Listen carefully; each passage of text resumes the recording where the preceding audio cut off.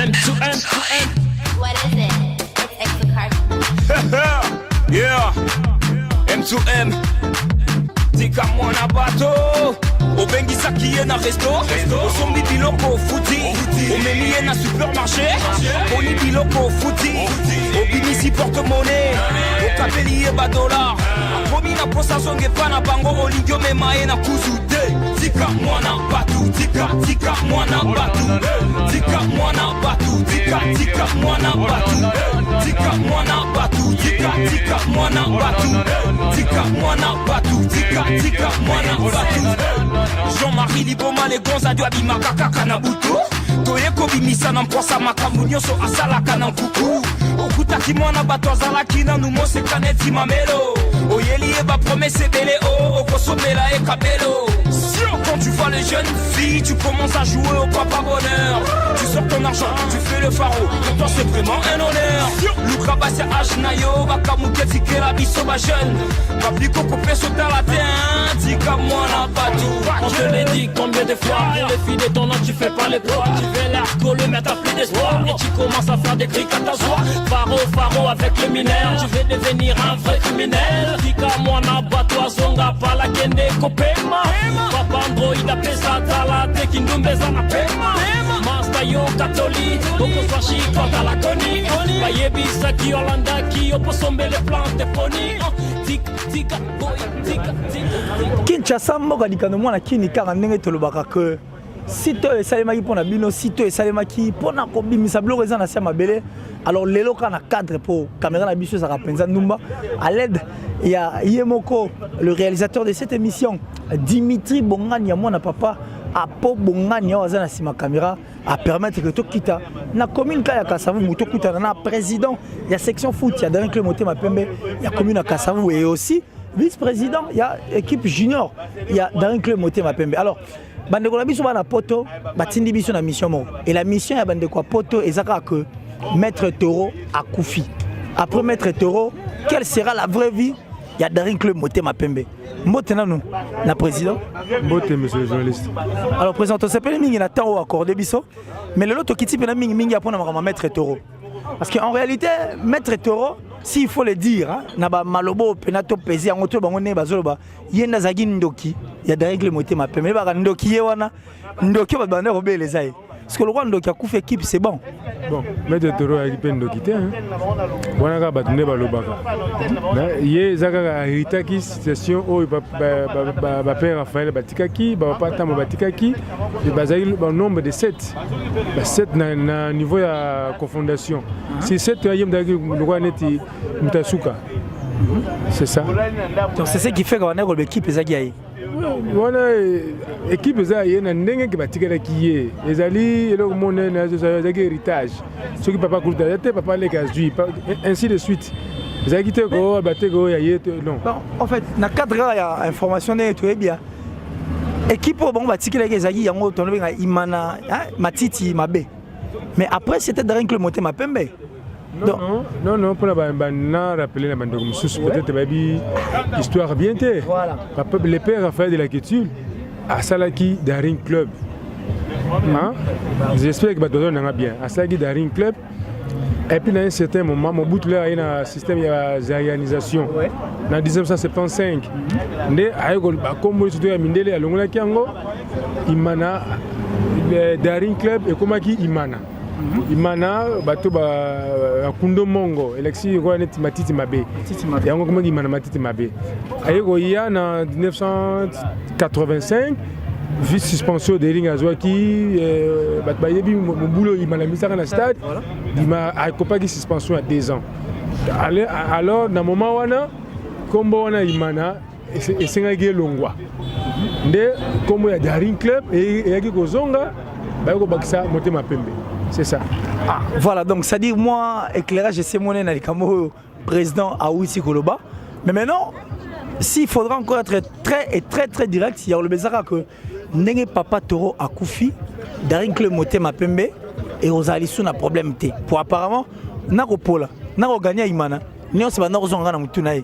Mais c'est le jeu, c'est un cas moi. Tant que nous sommes vivre sur terre, tu auras tous des problèmes. Mais non, non. Et ça va toujours nous on a barrière le tout puissant Mazembe a fait 19 ans à Bimagate. Disons que ça fait. Papa Toro Nenga le a accueilli que son âme repose en paix. Le conseil va se réunir pour nous désigner Moutou Yo à son âge. Donc parmi les bateaux Atikali, le plus âgé vous avez Mukamba, Papa Jonas Mukamba que je salue depuis Bruxelles.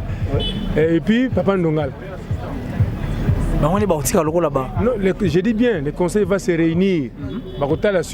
Est-ce que le vieux Jonas Saza disponible? To Papa Ndongal. Entre les deux là. Il y a moins de ceux qui font Toro, ceux qui non. Alors parlons du Daring Club Motema Pembe, à où connaître le problème est belé. Alors on pensait peut-être que l'équipe est en déclin, mais à un moment, tout le monde l'équipe s'est ressaisir. Par exemple, quand on match, et point est commis Kokota. Alors la vision actuelle, il y a Daring Club Motema Pembe et ça Oyowapi. La vision est simple, de se qualifier en Afrique. Un point très. C'est ça la vision. Et puis, vers l'année prochaine, c'est parce que ce que l'équipe est attribué c'est suite à niveau technique.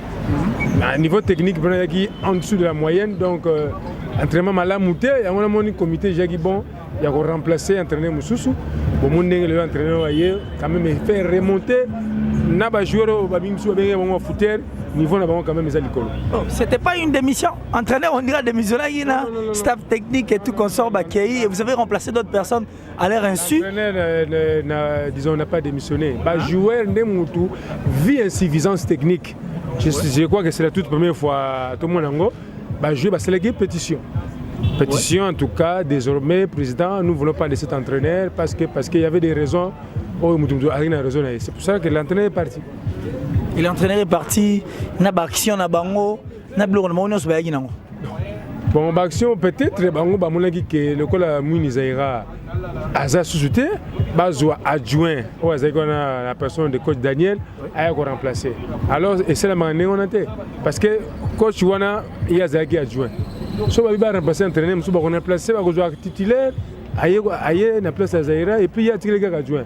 Peut-être mon agent Mabé, c'est pour cela que Baran établi sans qu'il y ait de pression que c'est peut-être bien rabatou, bien mindele non. Alors vous qui étiez déjà dans l'ambiance, il y a facilité à Roko Tsambongo, facilité à sponsoring, facilité il y a contrôle bon c'est d'après dire d'abord la télévision, mais actuellement comment est-ce que vous allez vous en sortir? C'est un grand club, c'est un grand club aux gens à sponsor, bientôt là la Bralima est là. Et puis il y en aura d'autres encore. De ce côté-là, et vous apaisement, monsieur le journaliste. C'est un grand club, 80 ans, jour pour jour, c'est pas peu de choses. Vraiment. Alors donc c'est tout le système, il y a 3 fois 100 000. Hein, pour avoir des opérations sur ma job. Il y a dans l'Hexagone, pour attendre à dévoiler secret à comité dans le moment où tu es. Alors actuellement, comment est-ce que vous répartir? C'est vrai que le match il vous reste pratiquement 3 matchs. 3 matchs à grande envergure pour ceux qui vous perdent des gros à la paix. Nous n'avons pas droit à l'erreur. Voilà. Nous n'avons pas droit à l'erreur. Nous allons faire tout pour gagner. D'abord, c'est mercredi. Supporter Bayebele, nous allons jouer, on va jouer contre Mazembe. Beaucoup moins de matchs on est là. Donc ça dit moi surprise à lui. Ah oui, Daring c'est un club habitué à des surprises. Hein. Rappelez-vous en 98, hein, on était champion quand c'est le Rota Coupe. Ah oui, nous avons le but de Rota Coupe, mais c'est un club de surprise. Vous allez voir vous-même. On joue ces mercredis contre Mazembe. Déjà 2 défaites à SV Club et ça peut bien, non? Bon, et ça les bien. Bon, il y a avec Club c'est notre rival. Hein. Ouais. Bon, ce qui est arrivé, bon, les Arabes m'ont balayé.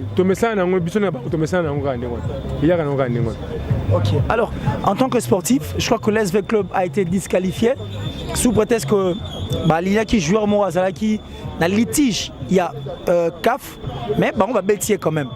Pour toi, en tant que dirigeant sportif, et puis Moutoua Oumé, le ballon, un joueur litigieux, mais qu'on laisse jouer sur le terrain. Bon, ça moi pas si pour notre côté moi dessus parce que Selon ma correspondance à la Confédération africaine, qu'un club avait aligné un joueur non éligible. Mais lui-même, le président sponsor, le général Amis, l'a reconnu que c'était une erreur administrative. Je peux te l'indiquer. Voilà. Mais non, comprendre que vous secrétaire d'équipe, il faut nécessairement faire un juriste. Qu'est-ce que vous faites? Non, je vous avais dit auparavant ici, c'est toute une école disons d'administration. Hein?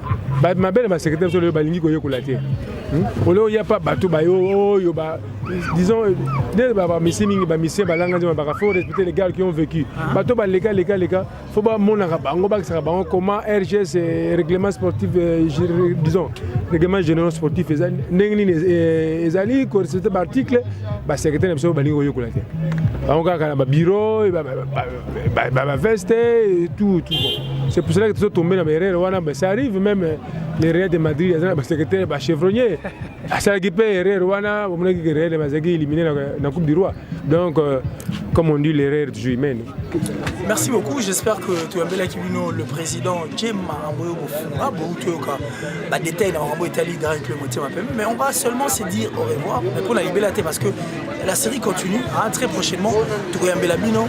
Attaque à Gaïe, attaque à Soumet, tu vas bien à Massola dans un club qui m'a la profondeur. Mais d'ici là, quand on est au bar, portez-vous bien.